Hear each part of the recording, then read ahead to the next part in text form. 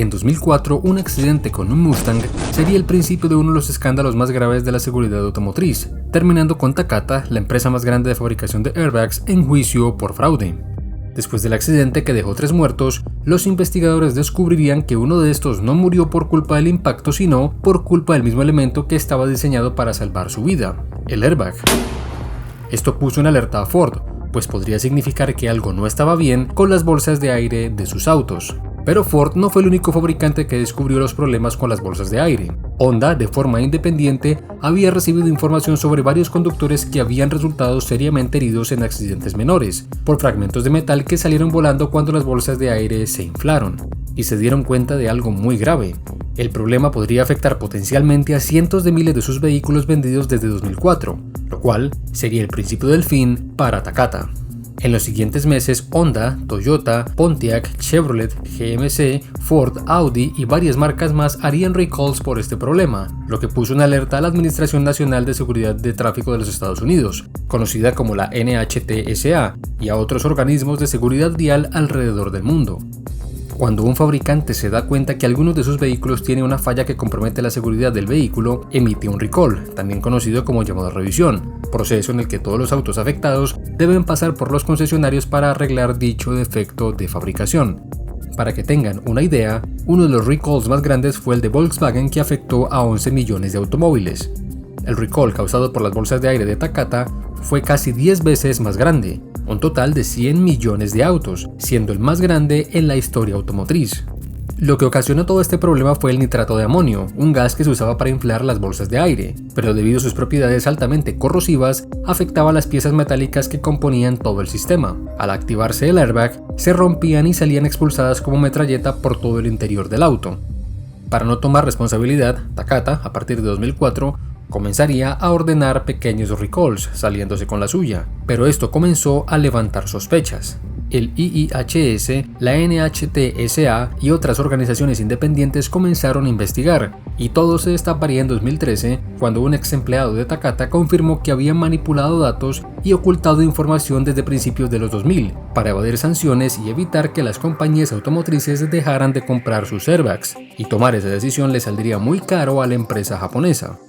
No solamente tendría que hacerse cargo del cambio de los 100 millones de bolsas de aire, tenía que hacer frente a las demandas de los consumidores y a las multas de diferentes entidades reguladoras en todo el mundo. Además, el Departamento de Justicia de los Estados Unidos le impuso una multa de $1.000 millones, no solo por no haber informado de la falla, sino por continuar fabricando los airbags con el mismo defecto.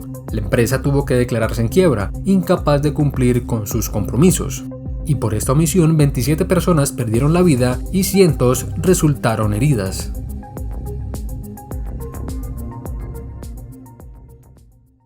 Y no ha sido la única vez que una empresa japonesa relacionada con la industria del automóvil se vio en problemas.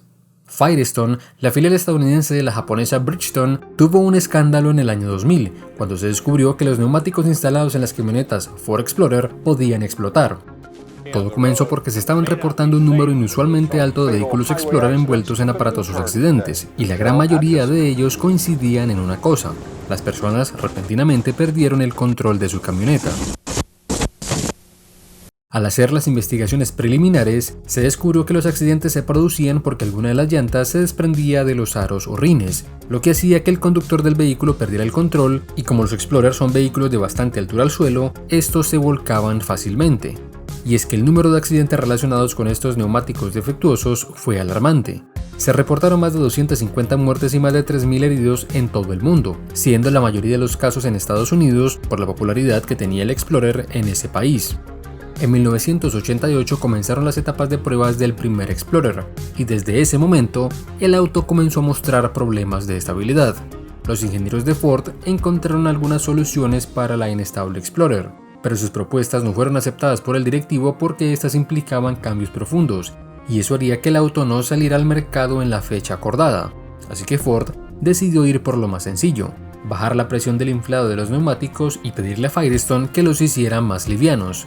La baja presión era para incrementar el área de contacto de la llanta, generando más agarre, pero como eso también incrementaría el consumo de combustible, debido a que el motor debe hacer más esfuerzo para vencer ese agarre adicional, necesitaban que el neumático fuera más liviano. A pesar de que esto iba en contra de los niveles de seguridad requeridos para una camioneta del calibre del Explorer, Firestone, en el afán por satisfacer la demanda de su cliente, el cual representaba el 40% de sus ventas, aceptó estos requerimientos inapropiados. Pero había algo que hacía que este escándalo fuera diferente. La relación entre Ford y Firestone era estrecha y había durado cerca de 95 años. Firestone había sido uno de los principales proveedores de neumáticos de Ford durante mucho tiempo, y ambos fabricantes habían colaborado en numerosos proyectos. Pero cuando el escándalo estalló, se supo lo tóxica que podía ser una relación comercial tan profunda. Ford decía que el problema era de las ruedas y que el diseño de la suspensión del auto estaba bien creado, y Firestone, por el contrario, alegaba que el problema era de errores de diseño de la suspensión del Explorer, porque de haber usado la presión de aire que recomendaban ellos y no Ford, los neumáticos no tendrían problema. Algo que no tiene sentido considerando que ellos mismos aceptaron el cambio de la presión de aire y fueron los que modificaron el neumático para que fuera más liviano. Por ocultar esta información y no tomar los correctivos a tiempo, Firestone fue multada con $1.670 millones y Ford con 530 millones, equivalentes a un total de $3.640 millones al día de hoy. Pero esta no sería la primera vez donde Ford priorizaría el dinero por encima de la vida de las personas. En los años 70 salió un auto a la venta llamado Ford Pinto. Este modelo de automóvil compacto comenzó a desarrollarse a principios de 1969 y salió a la venta en 1971, siendo el primer auto compacto de Ford. Tuvo un éxito rotundo, comparable en muchos aspectos a los de autos legendarios como el famoso Mustang, pero esto, si bien era algo bueno para Ford, no lo era para quienes manejaban el nuevo Ford Pinto. ¿El problema? La ubicación del tanque de combustible por detrás del eje trasero. Esta ubicación, que se hizo para reducir los costos de producción y aumentar la rentabilidad, resultó en una vulnerabilidad extrema que, en caso de impacto en la parte trasera del vehículo, podía provocar una ruptura en el tanque de combustible, la cual seguramente terminaría en la explosión del vehículo completo. Los documentos internos revelaron que Ford estaba al tanto del defecto antes del lanzamiento del modelo, y que la decisión de lanzar el Pinto de todos modos fue el resultado de un cálculo frío de costos y beneficios. En lugar de hacer las mejoras necesarias para corregir la falla en el diseño del vehículo, Ford decidió seguir adelante con el lanzamiento y simplemente pagar las posibles demandas por accidentes que pudieran surgir. Todo esto se hizo público en 1977, cuando una investigación de la NHTSA reveló la gravedad del problema. En palabras textuales de la compañía Ford, era más barato pagar las indemnizaciones que volver a hacer el auto. La investigación encontró que por lo menos 180 personas habían muerto incineradas o por quemaduras, y casi 1000 más habían resultado heridas en accidentes en los que los Ford Pinto habían explotado por la falla en el diseño del sistema de combustible. A raíz de esta investigación, Ford enfrentó numerosas demandas y críticas por negligencia y por falta de atención a la seguridad de los consumidores.